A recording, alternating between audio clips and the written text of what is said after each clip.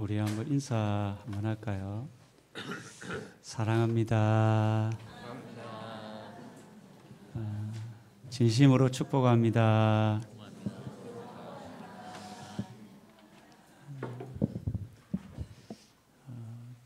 병원에 가보면 외과 의사가 있습니다. 외과 의사는 수술을 하는 의사를 흔히 외과 의사라고 합니다. 훌륭한 외과 의사가 되려면 꼭 세 가지를 가지고 있어야 한다고 합니다. 가장 먼저 독수리의 눈이라고 합니다. 수술 전에 독수리처럼 매서운 눈으로 환자의 질병을 잘 관찰하고 파악하는 그런 눈이 외과 의사에게 필요하다고 합니다. 두 번째는 사자의 마음입니다. 사자의 마음. 어떤 짐승도 두려워하지 않는 사자처럼 수술할 때에 그런 담대한 마음이 있어야 한다고 합니다. 수술을 하다 보면 사람의 심장도 꺼내야 되고 때로는 간도 막 잘라야 되고 소심한 사람이 할 수 있겠습니까? 마지막 하나는 섬세한 여자의 손인길이라고 합니다. 수술을 할 때에 거친 남자의 손보다는 아주 섬세하고 부드러운 여자의 손길이 있어야 수술이 잘 진행된다고 이야기합니다. 외과 의사만큼 우리 전도자들에게 꼭 필요한 세 가지의 어떤 자질이 있습니다. 오늘 예수님의 모습을 통해서 그것을 한번 살펴보고자 합니다. 첫 번째, 전도자에게 꼭 필요한 것은 영적인 눈입니다. 영적인 눈. 세상에는 두 종류의 눈이 있습니다. 여러분 제가 보입니까? 우리가 태어나면서 자연스럽게 갖게 되는 육신의 눈이 있습니다. 여러분 모두가 가지고 있습니다. 그런데 육신의 눈뿐 아니라 하나님께서 열어주시는 영적인 눈이 있습니다. 이 눈이 필요하다는 겁니다. 영적인 눈이 열려야 보이는 세 가지가 있습니다. 하나는 하나님의 능력과 신성입니다. 로마서 1장 20절에 보면 하나님의 그 영원한 능력과 신성을 어디에 다 숨겨뒀다고 합니다.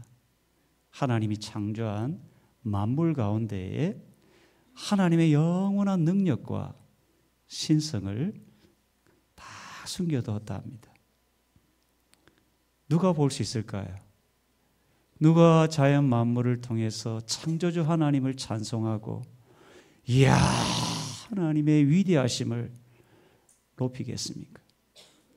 영적인 눈이 열린 사람이 만물 속에 깃든 하나님의 능력, 신성을 보게 됩니다. 또 하나는 참된 진리를 성경 속에서 발견하게 됩니다. 시편 119편 18절에 보면 시인이 이런 기도를 합니다. 하나님이여 내 눈을 열어달라고 기도합니다. 그 이유는 성경 속에서 진리를 발견하고 싶은 겁니다. 오늘날 현대인들을 보면 성경을 읽는 사람 중에도 예수님을 믿지 않는 사람들이 있습니다. 제가 누구라고 말하기는 굉장히 조심스러운데 가끔 TV에도 나옵니다. 신학을 하고 성경을 몇 독을 했는데도 이게 뭔가 모르게 참된 진리를 깨닫지 못하고 살아가는 사랑을 보게 됩니다. 왜 그럴까? 저는 이런 생각이 듭니다. 영적인 눈이 열려야 성경 속에 있는 정말 귀한 진리들을 발견할 수 있겠구나. 성경은 그야말로 진리가 가득 담겨 있는 책인데 성경을 읽으면 읽을수록 우리는 성경 속에서 진리 대신 예수님을 발견하게 됩니다. 그런데 누가 성경을 읽으면서 예수님을 발견하는가 보면 하나님이 그 사람의 눈을 활짝 열어줄 때, 야, 성경이 참 진리구나. 성경 속에서 진리 대신 예수님을 발견하고 구원에 이르게 되는 겁니다. 또 하나 영적인 눈이 열려야 사람의 겉모습보다 사람의 속 안에 있는 모습을 보게 되게 됩니다. 여러분은 저를 어떻게 봅니까? 저의 겉모습을 보고 있죠. 목사님 오늘 머리 스타일은 어떠한가? 목사님 얼굴이 또 어떠한가? 넥타이는 또 어떤 것을 메고 있는가? 사람은 흔히 사람의 겉모습을 봅니다. 그런데 영적인 눈이 활짝 열리면 그 사람의 속 안에 든 모습을 보기 시작하는 겁니다. 그분이 바로 예수 그리스도였습니다. 오늘 본문을 보면 36절을 보면 이렇게 시작합니다. 무리를 보시고, 예수님은 무리들의 무엇을 보았을까요, 여러분? 무리들의 그 모습을 보았을까요? 예. 무리들이 어떤 옷을 입고 어떤 지위를 가지고 얼마나 많은 돈을 가졌는가를 주님이 보았을까요? 아닙니다. 주님은 언제나 사람들의 속에 든 마음을 보시는 분입니다. 주님이 딱 보니까 무리들의 속에 든 마음을 딱 보니까 어떻게 보였습니까? 오늘 보니 36절 뒤에 보니까 그들이 목자 없는 양같이 보였다라는 겁니다. 목자 없는 양이 어떤 모습일까요, 여러분? 제가 여러 책들을 보면서 아주 특이한 어떤 해석을 본 적이 있습니다. 목자 없는 양이 이렇다고 합니다. 양이 다리가 몇 개입니까? 양 안 보셨어요? 다리가 4개입니다. 이제 다리 4개를 하늘로 이렇게 들고 있는 모습. 그러면 어떻게 될까요? 양의 내장이 터져서 죽는답니다. 목자 없는 양이 이런 상태라고 합니다. 그러니까 양의 4다리를 들고 하늘을 보고 있는 상태, 그 상태가 목자 없는 양과 같은 상태, 내장이 터져서 죽어가는 상태를 지금 목자 없는 양과 같다라고 주님이 본 겁니다. 그러니까 지금 주님은 사람들의 겉모습, 화려한 옷을 입고 많은 돈을 가지고 지위를 가진 그 모습이 아니고 양이 4다리를 들고 추구하는 그 모습을 지금 예수님이 본 겁니다. 그런 상태를 동사 2개로 표현합니다. 36절 끝에 보면 2개의 동사로 표현합니다. 하나는 뭡니까? 고생하다라는 겁니다. 고생하다는 게 그냥 단순히 힘들게 살아가는 정도가 아닙니다. 이거는 가죽을 벗겨내다라는 뜻이 있습니다. 우리 사람에게는 이게 피부를 가죽이라고 표현을 하지 않습니까? 뭐랍니까? 가죽이죠. 가죽을 벗겨내면 어떻게 됩니까? 사람이 죽죠. 지금 목자 없는 양처럼 살아가는 무리들이 살 가죽이 벗겨진 것처럼 너무 고통 가운데 살아가는 거예요. 여러분 가끔 넘어져서 이 피부가 벗겨지면 얼마나 아픕니까? 넘어진 분 없어요? 넘어지면요 얼마나 아픈지 모릅니다. 얼마 전에 우리 하국진 집사님이 넘어져가지고 제가 손을 보니까 너무 마음이 아프더라고요. 그만큼 아픈 거예요. 이게 살 가죽이 벗겨지면 정말 고통스러워. 지금 겉으로는 멀쩡해 보이는데 예수님이 무리들을 볼 때는 살 가죽이 벗겨진 것처럼 고통 가운데 있는 무리들의 모습을 본 겁니다. 뭐가 없었어요? 목자가 없었어. 또 하나는 뭡니까? 기진함이라. 여러분, 이 기진이라는 단어를 기진하다 이런 말을 씁니까?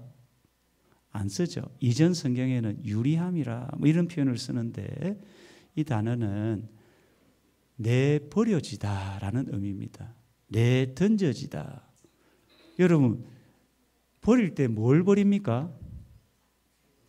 필요한 걸 버립니까? 필요 없으면 버립니까? 요즘은 뭐 좋은 것도 갖다 버리긴 하던데 지금 이 무리들은 사람들이 필요 없다고 내버려진 존재라는 겁니다. 여러분 가끔 사람이 상처를 받을 때가 언제냐면 버림받을 때입니다. 누군가에게 외면당할 때 슬프죠. 여러분 혹시 버림받은 경험이 있습니까? 보니까 아무도 없는 것 같네요. 가끔 살아가다 보면 친구들에게, 가족들에게, 사랑하는 사람들에게 버림받으면 그 상처가 엄청 큽니다.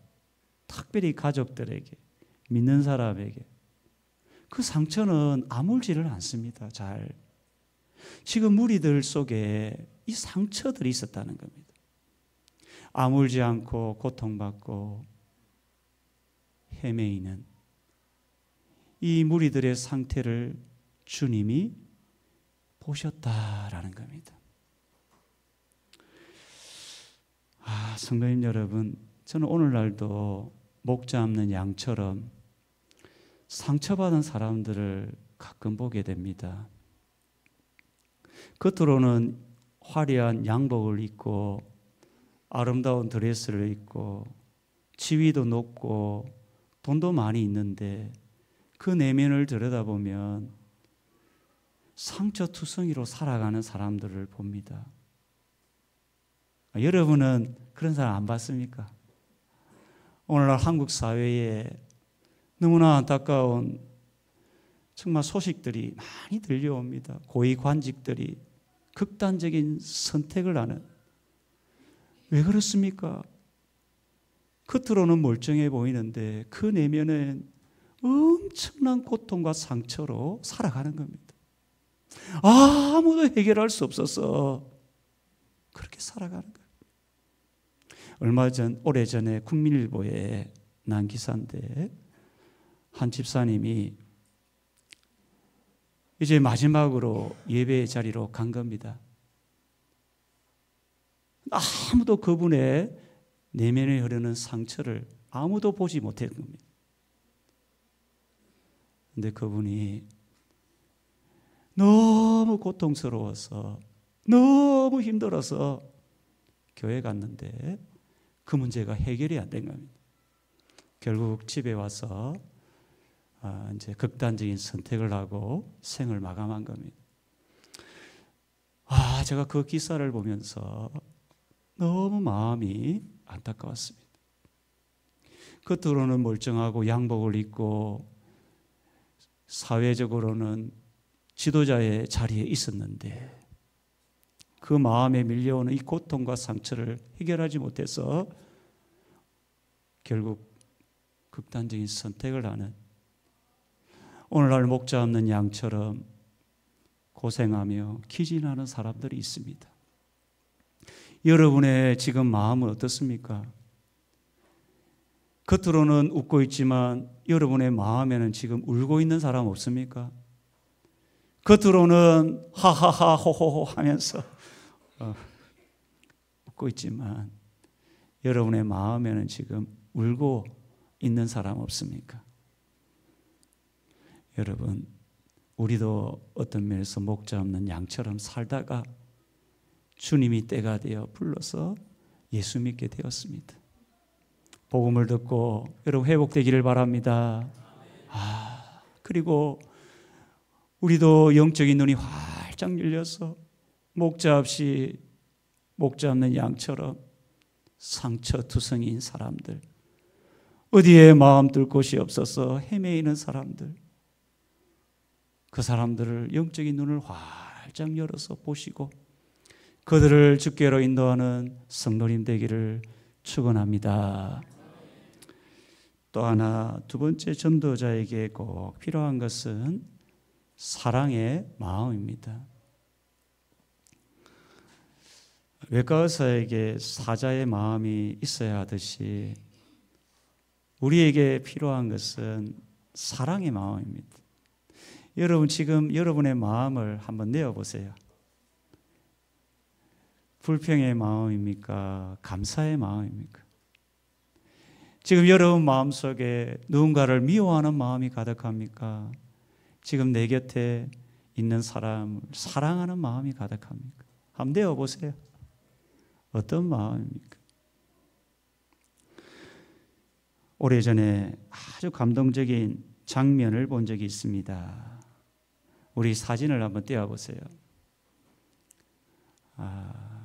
이 제목은 생명을 구하는 포옹입니다. 생명을 구하는 포옹. 실제 장면입니다.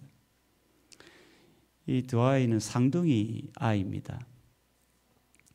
신생아로 태어났는데 12주 앞에 태어난 1kg도 되지 않게 태어난 아이라 인큐베이터에 각자 들어가게 됩니다. 쌍둥이 두 아이가 각자 인큐베이터에 들어가 이제 살게 되는데 동생의 심장이 갑자기 약해지고 떨어지기 시작합니다. 어찌할 방법이 없습니다. 의사는 이제 부모님에게 이 작은 동생이 이제 곧 죽게 될 거라고 이야기합니다. 그때 12년 경력을 가진 간호사가 이 의사에게 한마디 이야기합니다. 선생님, 이 두 아이를 함께 인큐베이터에 넣으면 어떨까요? 자기 딴에는 경험상 효과가 있을 것 같다고 같이 넣어줘 보라는 겁니다. 그렇게 해서 이 두 아이가 같은 인큐베이터에 들어가는 겁니다. 그런데 이제 참 눈물이 나는 거예요. 이렇게 손 얹은 애가 누구냐면 형입니다. 이 아이가 이래 죽어가는 아이의 어깨를 탁 하는 거죠. 야, 참. 어쨌든 여러분이 느끼면 좋겠어요. 참, 말을 못하고 어리지만 뭔가가 느껴지는가 봐요. 그래서 동생을 탁 깨안는 거죠. 그러니까 하루, 이틀, 3일, 4일 되니까 이 죽어가는 동생의 아이의 심장이 정상적으로 뛰기 시작하는 겁니다. 이야, 여러분 별로 감동이 없나요? 저는 막 눈물이 나는 거예요. 지금도 막 제가 굉장히 참고 있는데, 야, 놀랍지 않습니까? 말도 못하는 신생아가 생명을 구하는 포옹이라. 여러분 집에서 포옹 좀 하세요. 너무 감정이 메말르면 안 됩니다. 그게 살아나는 거죠, 동생이. 그 다음 사진 한번 보세요. 이제 이 아이들이 커서 이런 예쁜 이제 쌍둥이 자매로 성장하는 겁니다. 여러분, 사람을 살리는 것들은 여러 가지가 있습니다. 여러분, 때로는 외과 의사가 수술로 사람을 살리는 경우도 있습니다. 그런데 세상의 의술로 살리지 못하는 일들도 있습니다. 여러분, 세상의 위대한 외과 의사도 살릴 수 없는 그것이 있는데 그것을 살릴 수 있는 힘이 있다면 여러분 뭘까요? 사랑의 힘입니다. 여러분 가족들을 사랑해 주시기 바랍니다. 별로. 정말 우리 가족들, 우리 남편, 우리 아내, 우리 성도들 중에는 목자 없는 양처럼 겉으로는 살아있는 것 같지만 영혼이 죽어가는 사람들이 있습니다. 우리 어떻게 살려야 되겠습니까? 어떻게 그 영혼들을 살릴 수 있겠습니까? 사랑의 터치를 해 주십시오. 힘들어하는 사람 손잡아주면서 터치하는 순간 하나님의 사랑이 전달되어 그 영혼이 살아날 줄 믿으시길 바랍니다. 예수님이 그랬다는 겁니다. 36절을 보면 이렇게 이야기합니다. 무리를 보시고 불쌍히 여기시니, 이 불쌍히 여긴다라는 의미는 긍휼이라는 단어입니다. 유대인들은 이 긍휼을 인간의 장기를 비유해서 설명할 때가 있습니다. 특별히 이 긍휼은 여성의 자궁을 비유해서 이 긍휼이라는 의미를 설명합니다. 우리가 여자분들이 아이를 임신하면 그 아이가 자궁에 있지 않습니까? 남자들은 산모의 그 마음을 잘 이해하지 못합니다. 그런데 여자분들은 이 뱃속에 있는 아이를 어떻게 양육합니까? 참 산모는 먹고 싶어도 잘 먹지 못합니다. 자고 싶어도 아이 때문에 잘 자지를 못합니다.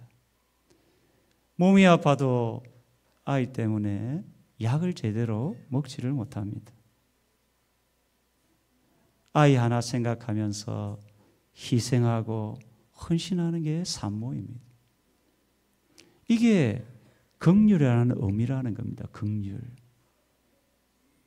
지금 이 무리를 주님이 어떤 마음으로 보셨냐면 긍휼히 보셨다는 겁니다.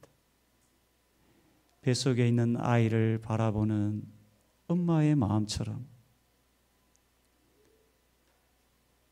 긍휼한 마음으로 이 무리들을 주님이 보셨다는 겁니다.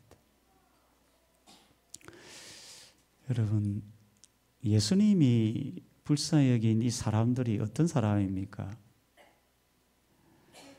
요한복음 1장에 보면 자기 땅에 오매 자기 백성이 영접하지 않았다고 합니다.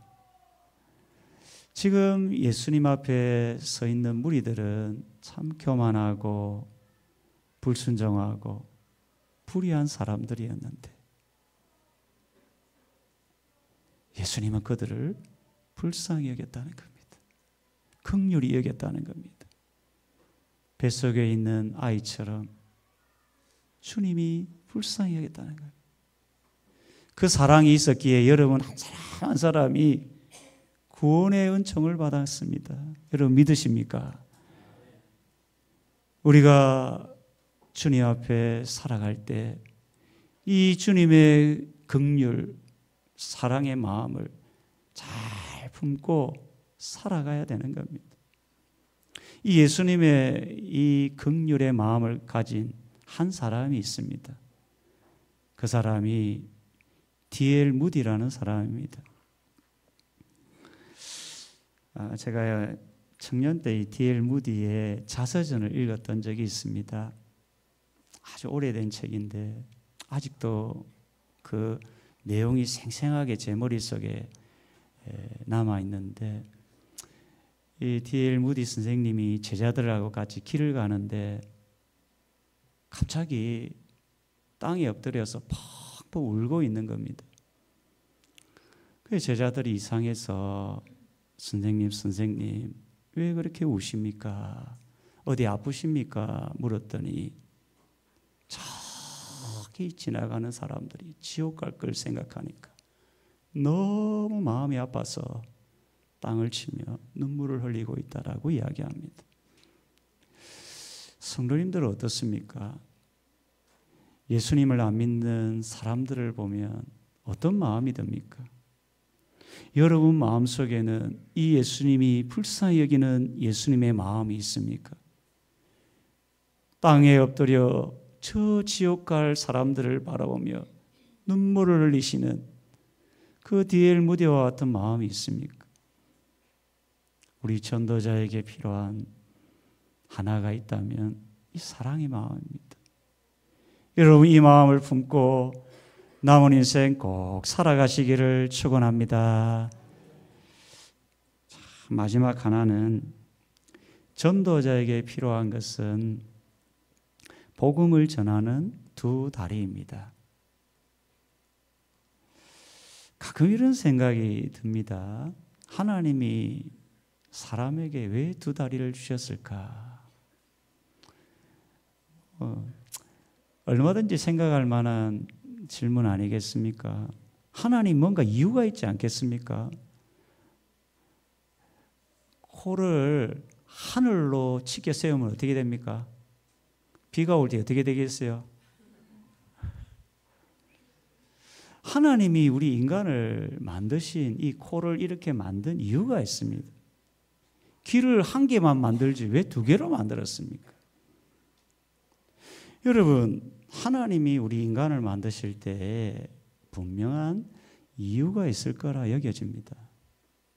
그러면서 하나님 왜 두 다리를 이렇게 만드셨습니까? 가만히 생각하는데 그냥 제 생각에 하나님이 맡긴 이 복음 전도의 사명을 감당하라고 이 두 다리를 준 게 아닌가 이런 생각이 문득 듭니다. 성도님 여러분, 우리가 영적인 눈도 필요하고 사랑의 마음도 필요한데 만약 두 다리로 다니지 않는다면 과연 어떻게 될까요? 자, 복음을 전하는 두 다리가 없다면 사도 바울은 이렇게 말합니다. 로마서 10장에 보면 듣지도 못한 이를 어찌 믿으리요? 전파하는 자가 없이 어찌 들으리요? 듣지도 못한 예수를 누가 믿겠습니까? 전파하는 사람이 없이 누가 복음을 듣겠습니까? 여러분 그렇지 않습니까? 그러면서 사도 바울이 이런 이야기합니다. 아름답도다. 복음을 전하는 뭐요? 발이요. 예전에 한 여자 자매 청년이 자기의 고민 중에 하나를 이야기하는데 자기는 다리가 너무 굵답니다. 여자 청년이 이제 결혼도 해야 되는데 다리가 굵으니까 항상 바지만 입고 다니는데 그 굵은 다리가 부끄러워서 너무 창피하다는 거예요. 그래서 제가 오늘 말씀을 이야기해 줬어요. 사람들이 너를 볼 때 어떻게 볼지 모르겠지만 하나님이 제일 기뻐하는 다리는 복음을 전하는 다리다. 여러분은 어떻게 생각할지 모르겠지만 그 자매에게는 그게 자기에게는 큰 복음이었습니다. 야, 그때부터 이 자매가 자기의 외적인 핸디캡을 벗어난 겁니다. 하나님 앞에서 복음을 전하는 자매로 살아가는 거예요. 그랬더니 야, 놀랍게도 외모는 뭐 한데 아주 좋은 신랑을 만나가지고 저한테 찾아온 겁니다. 목사님, 참 사람은 희한합니다. 이게 정말 여러분 놀라운 일이 생긴 겁니다. 여러분 지금까지는 외적인 외모 때문에 다리가 너무 굵어서 바지만 입고 항상 창피한 모습으로 살아갔는데 그녀가 복음을 듣고 복음을 전하는 발이 아름답다는 이 복음을 듣고 그의 모든 핸디캡을 벗어버리고 살아갔다는 겁니다. 그 모습을 아주 멋진 청년이 보고 감동을 받고 두 사람이 알콩달콩 잘 살고 여러분 복음은 하나님의 능력인 줄 믿으시길 바랍니다. 복음이 능력인 겁니다. 여러분 지금 외적인 핸디캡 혹시 다리가 굵어가지고 지금도 여러분 힘든 분 계십니까? 복음을 전하는 발이 아름다우심을 믿으시길 바랍니다. 35절에 보면 세상에서 가장 아름다운 두 다리를 가지신 분이 누굴까요? 예수 그리스도입니다. 35절에 보면 여러분 35절에 정말 중요한 한 단어의 밑줄을 끊는다면 어디에 긋겠습니까? 저는 다니사라는 단어에 밑줄을 긋고 싶습니다. 예수님은 그냥 영적인 눈과 사랑의 마음만 가지고 계신 분이 아니셨습니다. 직접 곳곳마다 다니며 천국 복음을 전하신 분이십니다. 회당에서 가르치시고 천국 복음을 전파하신 분입니다. 공부를 잘하려고 하면 공부 잘해야지 생각만 해서 되지 않습니다. 열심히 펜을 잡고 공부를 해야 합니다. 전도를 잘하려면 어떻게 해야 합니까? 열심히 복음을 들고 다녀야 되는 겁니다. 복음을 들고 다니다 보면 나도 경험하지 못한 하나님의 치유와 회복을 경험하는 겁니다. 제가 가끔 전도한 사람들의 간증을 보면 전도하다가 자기의 인생의 문제들이 해결되었다는 고백을 정말 많이 들었습니다. 여러분, 아마 여기 계신 분들 중에도 있습니다. 앉아나서나 전도하면서 간증하는 분이 있어요. 여러분, 복음을 전하다 보면 놀랍게도 내가 생각하지 못한 하나님의 은혜와 복을 누리게 됩니다. 여러분 꼭 믿으시기 바랍니다. 복음은 하나님의 능력인 겁니다, 여러분.